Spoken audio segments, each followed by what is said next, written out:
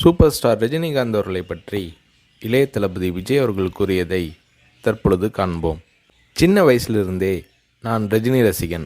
வாரத்தில் 4 நாள் ஸ்கூலுக்கு போனால் 3 நாள் ரஜினி படம் பார்த்துட்ருப்பேன். எனக்கு 5 வயசாகி இருக்கிறப்ப ரஜினி சாரோட அன்புக்கு நான் அடிமை படம் ரிலீஸ் ஆச்சு. எப்படியாவது படம் பார்த்துடணும்னு ஆசை. ஆனால் ஸ்கூலுக்கு கட்டடிச்சிட்டு போகிற வயசு அல்ல அது. அதனால் நான் என்ன பண்ணினேன்னா, அப்பா ஷூட்டிங்க்கு போன உடனே எங்கள் அம்மா கிட்ட ரொம்ப அடம் பிடிச்சி மேட்னி ஷோவுக்கு போயிட்டேன். மேட்னி ஷோ பார்த்துட்டு வெளியே வந்ததும் திரும்பவும் ஈவினிங் ஷோ பார்க்கணும்னு அடம் பிடித்தேன். ஒரு போடு போட்டு வீட்டுக்கு கூட்டி வந்து விட்டாங்க. அங்கிருந்து நேரே சுரேந்திர மாமா வீட்டுக்கு போனேன். அவருக்கு நான் செல்ல பிள்ளை. என்னடா திடீர்னு வந்திருக்கேன்னு கேட்டார். அன்புக்கு நான் அடிமை படம் பார்க்கணும்னு சொன்னேன். என்னடா திடீர்னு வந்து சொல்கிறானாரு. இல்லை, கண்டிப்பாக போகணும்னு சொன்னேன். சரி வா, அம்மா கிட்ட போய் சொல்லிட்டு போகலாம்னாரு. இல்லை, அம்மா கிட்ட சொன்னால் திட்டுவாங்க. நான் உங்கள் வீட்டில் இருக்கேன்னு சொல்லிட்டு வந்துட்டேன். படம் பார்த்துட்டு நைட்டு போயிடுறேன்னு. அதே மாதிரி சுரேந்திரர் மாமா கூட போய் 2வது தடவையாக படம் பார்த்துட்டு வீட்டுக்கு வந்துட்டேன். அப்படியும் சும்மா இருக்கலை. ஷூட்டிங் முடிஞ்சிட்டு 9 மணிக்கு அப்பா வந்தார். வாடா சாப்பிடலாம்னாரு. எனக்கு பசி இல்லைன்னு முகத்தை திருப்பிக்கிட்டேன். கோபமாக இருக்கிற மாதிரி நடிப்பு காட்டினேன். இல்லை, சாப்பிட்டு தான் ஆகணும். உன் ப்ராப்ளம் என்னன்னு சொல்லுனாரு. அன்புக்கு நான் அடிமைக்கு கூட்டிகிட்டு போனால் சாப்பிட்றேன்னு சொன்னேன். சாப்பாட்டை பரிமாறிக்கிட்டு இருந்த அம்மா என்னை பார்த்து, அட திருடா, என் கூட வந்து அந்த படத்தை மேட்னி ஷோவில் பார்த்துருக்குற மாதிரி முறைச்சி பார்த்தாங்க. சரி வந்து சாப்பிடுனாரு. சாப்பிட்டு முடித்ததும் நைட் ஷோவுக்கு கூட்டிகிட்டு போனார். உண்மையிலேயே அன்னைக்கு மேட்னி, ஈவினிங், நைட் ஷோன்னு 3 தடவை ரஜினி சார் படம் பார்த்தேன். படம் பார்த்துட்டு வந்ததும் அப்பா கிட்ட ஒரு அன்பு கட்டளை போட்டேன். நாளைக்கு நான் ரஜினி சாரை பார்க்கணும், அவர் கூட நின்று ஃபோட்டோ எடுக்கணும்னு சொல்லி அப்பாவோட கழுத்தை கட்டி பிடிச்சிக்கிட்டேன். அடுத்த நாள் காலை நானும் என்னோடய ஃப்ரெண்ட் கார்த்திக்கும் அப்பா கூட போனோம்.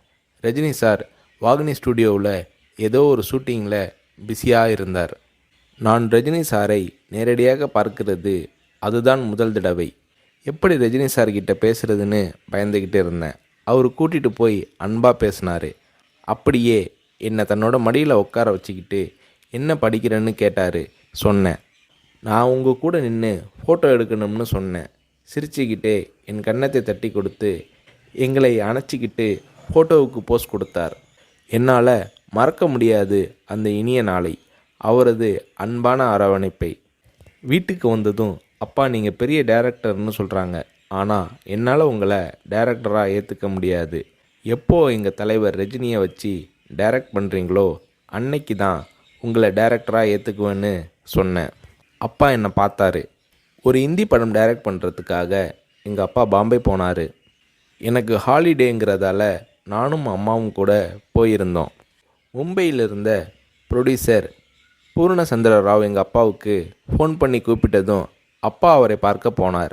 வரும்போது ரொம்ப சந்தோஷமாக இருந்தார். ஹோட்டலுக்கு வந்ததும் என்னை கூப்பிட்டு, விஜய், நான் டைரக்டர் ஆயிட்டேனாரு. ரஜினி சாரை நடிக்க வச்சு டைரக்ட் பண்ண போகிறேன்னாரு. அந்த படம் தான் நான் சிகப்பு மனிதன். நீங்கள் நம்புறீங்களோ இல்லையோ, அந்த படத்தை நான் 17 தடவை பார்த்தேன். நடிக்கணும்னு ஆசைப்படுறியே, உனக்கு நடிப்பை பற்றி என்ன தெரியும்னு எங்கள் அப்பா கேட்டதும் உடனே அப்போதே ஒரு சீன் நடித்து காட்டினேன். அது என்ன சீன் தெரியுமா? அண்ணாமலை படத்தில் ரஜினி சார் பேசிய பெரிய டைலாக் சீன். நான் ரஜினி ரசிகனாக இருந்ததால் அவரோட பல வசனங்களை மனப்பாடம் பண்ணி வச்சுருந்தேன். அதில் ஒரு வசனம் தான் எனக்கு உதவியது.